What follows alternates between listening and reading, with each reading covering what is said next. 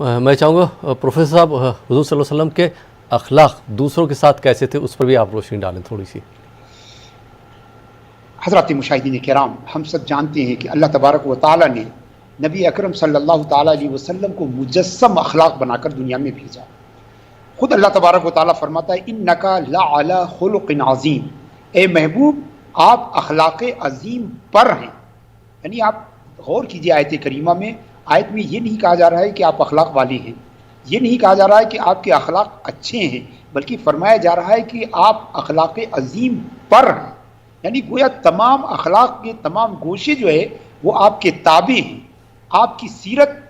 جو ہے وہ متعین کرتی ہے کہ کون اچھا اخلاق ہے، کون برا اخلاق ہے۔ خود رحمت عالم صلی اللہ علیہ وسلم نے فرمایا کہ بعثت لأتمم مکارم الاخلاق، مجھے اس لیے بھیجا گیا ہے کہ میں اخلاق کے تمام گوشوں کو مکمل کر دوں۔ تو نبی اکرم صلی اللہ علیہ وسلم کی ذات اخلاق کی جامع ذات ہے، چاہے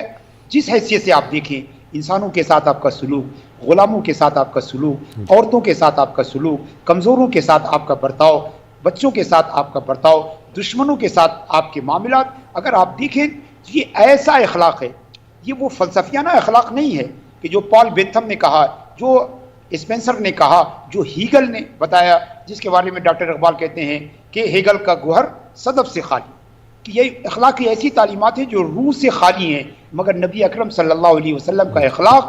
یہ کوئی فلسفیانہ اخلاق نہیں ہے بلکہ قابل عمل ہے۔ یہ ایک ایسے انسان کے اخلاق ہیں جو تمام انسانیت کے لیے نمونے عمل ہیں۔ تو نبی اکرم صلی اللہ علیہ وسلم نے دشمنوں کے ساتھ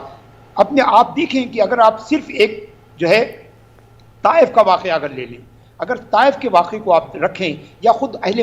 مکہ نے رسول اکرم صلی اللہ علیہ وسلم کے ساتھ جو سلوک کیا تھا، اور اس کے بعد آپ صلی اللہ علیہ وسلم کو جب فتح حاصل ہوئی، جب غلبہ حاصل ہوا، تو اس برائیوں کا آپ نے بدلہ کیسے دیا؟ آپ نے فرمایا اذهبوا فانتم الطلقاء، جاؤ تم سب کے سب آزاد ہو۔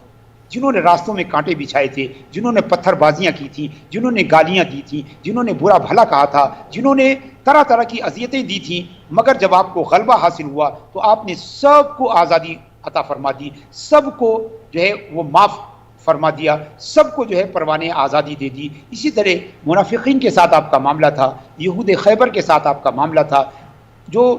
نجران کے نصارہ تھے ان کے ساتھ بھی آپ اسی لطف و کرم اور رحمت اور شفقت کا معاملہ آپ فرماتے تھے۔ آپ کی پوری ذات جو ہے وہ رحمت مجسم تھی، اپنوں کے لیے رحمت، غیروں کے لیے رحمت، دوستوں کے لیے رحمت، دشمنوں کے لیے رحمت، پرایوں کے لیے رحمت، اور ساری انسانیت کے لیے رحمت، جیسا کہ ان کے خالق اور مالک نے فرمایا ہے وَمَا أَرْسَلْنَاكَ إِلَّا رَحْمَةً لِلْعَالَمِينَ، ہم نے آپ کو رحمت عالم بنا کر بھیجا ہے، اور آپ نے اپنے طرز عمل سے ثابت کر دیا کہ اللہ تعالیٰ نے آپ کو رحمت عالم بنا کر بھیجا۔ جی،